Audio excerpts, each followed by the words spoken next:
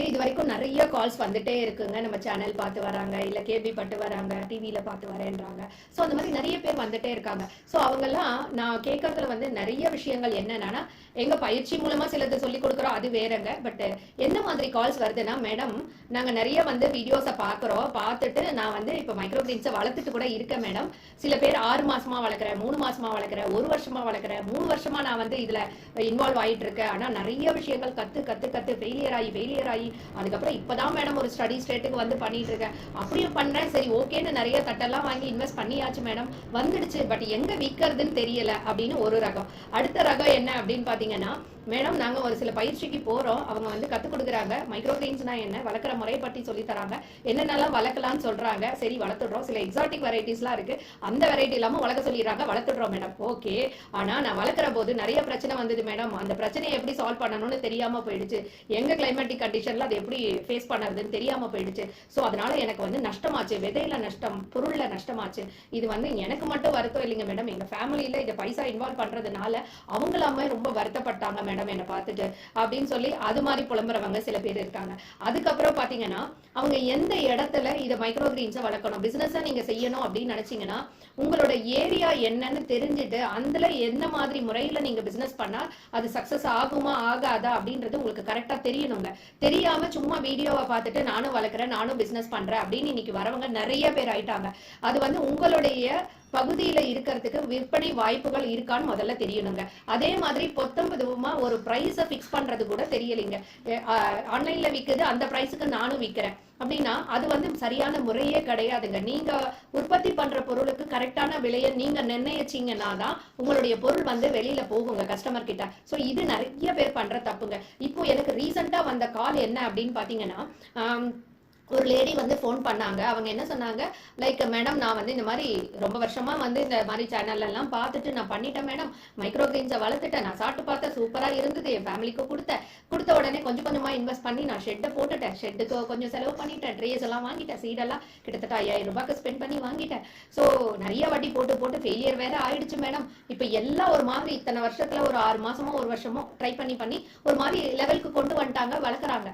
ஆனா என்னன்னா எனக்கு இதை எப்படி விற்பனை பண்ணறது தெரியல அப்படின்னாங்க. இந்த மாதிரி எனக்கு கிட்டத்தட்ட 2-3 கால் ஒரே மாதிரியே வந்தது. ஒண்ணு வந்து பாத்தீங்கன்னா ஒரு கிராமத்துல இருக்காங்க, அந்த இவங்களுக்கு இந்த மைக்ரோ கிரீன்ஸை வளர்த்துட்டு எப்படி வந்து மார்க்கெட் பண்ணணும்னு தெரியல. ஏன் அப்படின்னா மொத்தமே அந்த கிராமத்துல ஒரு 200 வீடு கூட இல்ல. அந்த இடத்துல வந்து எப்படி நான் விற்பனை பண்ணுவேன், அங்க இருக்கிறவங்க நான் சொன்னா அதை ஏத்துக்க மாட்டேங்கிறாங்க, எனக்கு எப்படி விற்பனை பண்ணறதுன்னு தெரியல, ஆனா இவ்வளவு இன்வெஸ்ட் பண்ணி வச்சுட்டேன் இதுல அப்படின்னு வருத்தப்பட்டு இருக்காங்க. இன்னொருத்தரவங்க நல்ல அர்பன் டவுன் டூரிஸ்ட் ஸ்பாட், அந்த இடத்துல இருக்கிறவங்க மேடம் நான் எல்லாம் பண்ணிட்டேன் மேடம், ஆனா என்ன பிரச்சனை ஆயிடுச்சுன்னா எனக்கு முறையா அதை விற்பனை பண்ண தெரியல, யார்கிட்ட விற்பனை பண்ணணும், எப்படி விற்பனை பண்ணணும் சொன்னாங்க. உங்க இடம் வந்து டூரிஸ்ட் ஸ்பாட், சோ சூப்பரா வித்தலாம், இங்க போய் கேளுங்க அங்க போய் கேளுங்கன்ட்டாங்க மேடம். ஆனா எனக்கு பிரச்சனையே ஸ்டார்டிங் ட்ரபிள் தான் மேடம். இது எல்லா பிசினஸ்ல எல்லாருக்கும் இருக்கிற பிரச்சனை, அந்த ஸ்டார்டிங் ட்ரபிள். எப்படி நான் போய் முதல்ல கஸ்டமரை கேட்கணும், அவங்க கிட்ட என்கிட்ட ஒரு பொருள் இருக்கு நான் எப்படி சொல்லணும், அவங்கள எப்படி என்னோட பொருளை தரமான பொருள்னு சொல்லி வாங்க வைக்கிறது அப்படின்றதெல்லாம் பெரிய சேலஞ்சா இருக்கு மேடம், எனக்கு அதை பத்தி ஐடியாவே இல்லை அப்படின்னு சொல்லிட்டு ஒரு கால் வந்ததுங்க. ஒருத்தர் என்ன பேசினாங்கன்னா, மேடம் நான் என் வீட்டை விட்டு வெளில போக முடியாது, அதனால என் வீட்டுக்குள்ளேயே தான் இருப்பேன், நான் என் வீட்டுக்குள்ள பண்ணக்கூடிய விஷயம்னு சொல்லிட்டாங்க. ஸோ அதனால வீடு நிறைய ட்ரேவை வாங்கி போட்டாச்சு, மைக்ரோ கிரீன்ஸை வளர்த்துட்டேன். ஆனா இப்போ என் பொருள் எல்லாம் வெளியில போகணும், எப்படி போக வைக்கிறதுன்னு தெரியல, என்னோட சுச்சுவேஷன் வீட்டை விட்டு வெளில போக முடியாது, நான் போனதும் கிடையாது, நான் என்ன பண்றது அப்படின்ட்டு நான் தொழில் முனைவோர் ட்ரெயினர் அப்படின்னு. சரிங்க மேடம், அப்ப எனக்கு வந்து வேற ஏதாவது பயிற்சி கொடுக்குறீங்களா, நான் வேற தொழில் செய்யட்டுமா அப்படின்னாங்க. நான் உடனே அவங்க கிட்ட கேட்ட கொஸ்டின், சரி மேடம் நான் தொழில் முனைவோருக்கு பயிற்சி எடுக்கிறேன், வேற ஃபீல்ட்ல இருக்கேன், அதெல்லாம் ஓகே, உங்களுக்கு எடுக்கிறத பத்தி ஒன்றும் இல்லை, ஆனா என்ன அப்படின்னா நீங்க ஆல்ரெடி இதுக்கு எவ்வளவு இன்வெஸ்ட் பண்ணிருக்கீங்க அப்படின்னு கேட்டா கிட்டத்தட்ட அவங்க 90,000 ரூபாய் இன்வெஸ்ட் பண்ணிருக்கேன்னு சொல்றாங்க. மேடம் அப்படி 90,000 ரூபாய் இன்வெஸ்ட் பண்ணிட்டு இப்போ இந்த பிசினஸ் வேண்டாம் வேற அப்படின்னீங்கன்னா இது முழுக்க நஷ்டமாயிடுமே, என்ன பண்ணுவீங்க அப்படின்னு கேட்டபோது, ஆமா மேடம் நஷ்டம் தான் மேடம் ஆயிடும், நான் இந்த மாதிரி பயிற்சி வந்தது நேரம் கூட அட்டன் பண்ண மேடம்.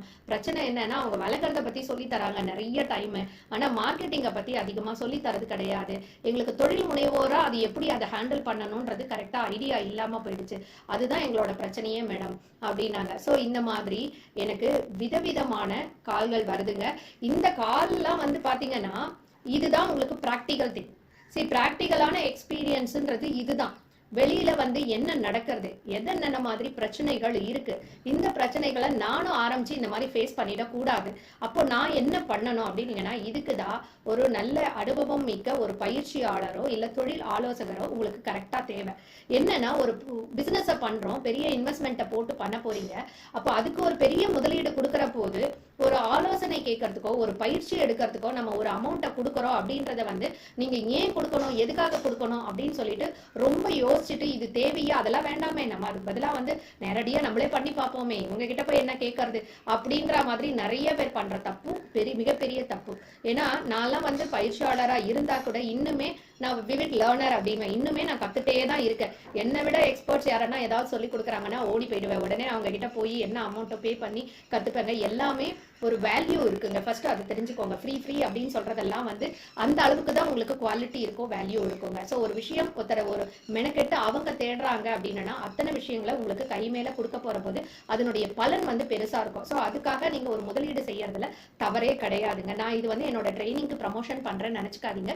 அது நான் எங்க போனாலுமே சொல்லுவேன், ஒருத்தர்கிட்டயும் முழுமையா ஒரு விஷயத்தை தெரிஞ்சுட்டு உள்ள இறங்குங்க அப்படின்னு சொல்லிட்டு. ஸோ நம்ம இப்போ மைக்ரோ கிரெயின்ஸை வளர்க்குற போது என்னெல்லாம் பிரச்சனைகள் வருதுன்னா இந்த மாதிரி பிரச்சனைகள் எக்ஸ்பீரியன்ஸ்ல ஷேர் பண்ற போது வருது. அது தவிர இப்போ நாங்க வந்து பாத்தீங்கன்னா மைக்ரோ கிரெயின்ஸ் நான் கிட்டத்தட்ட 2015 இருந்தே ஆர்கானிக் கார்டன் பிசினஸ் ஆரம்பிச்சதுல இருந்தே நான் என்னுடைய ஹெல்த்துக்காக சின்ன லெவல்ல வீட்டுல வச்சு பண்ணிட்டு இருப்பேன். அப்போ வந்து யாராவது வருவாங்க, கஸ்டமர்ஸ் வரபோது கேட்பாங்க, அவங்களுக்கு மட்டும் நான் செஞ்சு என்னோட பேக்கிங் பண்ணி மைக்ரோ கிரெயின்ஸை கொடுத்துட்டு விற்பனை பண்ணிட்டு இருந்தேங்க. ஏன்னா இப்போ வந்து பெரிய லெவல்ல விற்பனைக்குள்ள போகல. என்னன்னா நமக்கு நிறைய கமிட்மெண்ட்ஸ் இருக்கு, வேற பிசினஸ் இருக்கிறதுனால மைக்ரோ கிரெயின்ஸை பொறுத்த வரைக்கும் சின்ன லெவல்ல வர ஆர்டர்ஸை மட்டும் எடுத்துக்கிறோம். அதுக்கப்புறம் அதுவும் கண்டினியூஸ் ஆர்டர்ஸ் அந்த மாதிரி இருந்ததுன்னா எடுத்துட்டு இருக்கோம். இது பெரிய லெவல்ல பண்றதுக்கும் ஒரு முயற்சி போயிட்டு இருக்குங்க. ஸோ அதுவும் பண்ணலான் இருக்கோம். சில பேர் வந்து பார்ட்னர்ஸா வராங்க அப்படின்னாங்கன்னா அவங்கள எல்லாமும் இப்போ வெல்கம் பண்ணிட்டு இருக்கோங்க. பிரான்சைஸ் மாடல் அந்த மாதிரிலாம் கொண்டு போகலான்னு சொல்லிட்டு. ஸோ இந்த மாதிரி வாய்ப்புகள் இருக்கிற போது அந்த வாய்ப்புகளை நீங்க கரெக்டா பயன்படுத்திக்கோங்க அப்படின்றத நான் சொல்ல வரேங்க. சரி, இந்த சேலஞ்ச் எல்லாம் போக வேற என்ன சேலஞ்ச் அப்படின்னு கேட்டீங்கன்னா, ஃபர்ஸ்ட் நீங்க ட்ரே செலெக்ஷனே வந்து கரெக்டா பண்ண தெரியறது இல்லைங்க நிறைய பேருக்கு. சில பேர் வந்து சின்ன ட்ரெயின்றாங்க, சில பேர் பெரிய ட்ரெயின்றாங்க, இல்ல நான் வந்து வீட்டுல இருக்கிறத வச்சே பண்றேன்றாங்க. எல்லாம் கரெக்டுங்க. வீட்டுல இருக்கிறது வந்து உங்களுக்கு கமர்ஷியல் மாடலுக்கு செட்டப் ஆகாது. ஏன்னா கமர்ஷியல் மாடல்ன்றது நம்ம கண்டினியூஸா சப்ளை பண்ணணும். ஸோ அதுக்கான கரெக்டான ட்ரேயை நீங்க செலக்ட் பண்ணணும். அடுத்தது சாயில், பாட்டிங் சாயில். நீங்க ஹைட்ரோபானிக்ஸா பாட்டிங் சாயிலா அப்படின்றத முதல்ல டிசைட் பண்ணிக்கணும். அந்த சாயில கரெக்டான மெத்தட்ல நீங்க செஞ்சீங்கன்னா தான் உங்களுக்கு பிரச்சனைகள் வராம இருக்கும். அந்த சாயில ரீயூஸ் பண்ணலாமா பண்ணக்கூடாதா அப்படின்றது உங்களுக்கு முறையா தெரிஞ்சிருக்கணும். அந்த சாயிலுக்குள்ள உங்களுக்கு மோல்டு வரும், அது எதனால வருது, அதை எப்படி நான் அவாய்ட் பண்ணணும், அதுக்குள்ள வர பெஸ்ட் பிரச்சனை என்ன, அதுல எப்படி அவாய்ட் பண்ணணும்னு உங்களுக்கு தெரிஞ்சிருக்கணும். அடுத்தது நம்மளோட கிளைமேட் என்ன, டெம்பரேச்சர் என்ன இருக்கணும், தண்ணி எப்படி இருக்கணும், பிஹெச், ஹியூமிடிட்டி எப்படி இருக்கணும், இதெல்லாம் சொல்லி நான் பயமுடுத்துறேன்னு நினைச்சுக்காதீங்க. கமர்ஷியல் மாடல்ல போற போது நீங்க அவசியம் இதெல்லாம் தெரிஞ்சுட்டே ஆகணுங்க. அது நீங்க முறையா தெரிஞ்சுக்க வேண்டிய ஒரு விஷயமா இருக்கு. ஸோ ஈரப்பதத்தை பொறுத்துதான் உங்களுக்கு பிரச்சனைகளே நிறைய வருங்க. உங்களுக்கு ஓவர் சன்லைட்டும் இருக்கக்கூடாது, அதே மாதிரி சன் வந்து இல்லாம வெளிச்சம் இல்லாமையும் இருக்கக்கூடாது. அதுக்கப்புறம் ஈரம் ஜாஸ்தியாவும் இருக்கக்கூடாது, ஈரம் கம்மியாவும் இருக்கக்கூடாது. என்ன வேணும் சொல்றீங்க, ஒரே குழப்பறீங்க அப்படின்றீங்களா? அதெல்லாம் ஒண்ணும் இல்லைங்க. நீங்க கரெக்டா தெரிஞ்சுட்டீங்கன்னா இது வந்து ஜஸ்ட் லைக் தட் நீங்க பண்ணிட்டு போயிடுவீங்க. முதல்ல தெரியற வரைக்கும் தான் இது ரொம்ப பிரம்மாண்டமா இருக்கும். நமக்கு ஐயோ இவ்வளவு விஷயம் இருக்கா அப்படின்ற மாதிரி ஒரு கேள்விக்குறி மாதிரி நமக்கு இருக்கும். சரி, ஓகே. அதுக்கப்புறம் அப்படின்னு பாத்தீங்கன்னா, சரி ஓகே, எப்போ நான் ஹார்வெஸ்ட் பண்ணணும்?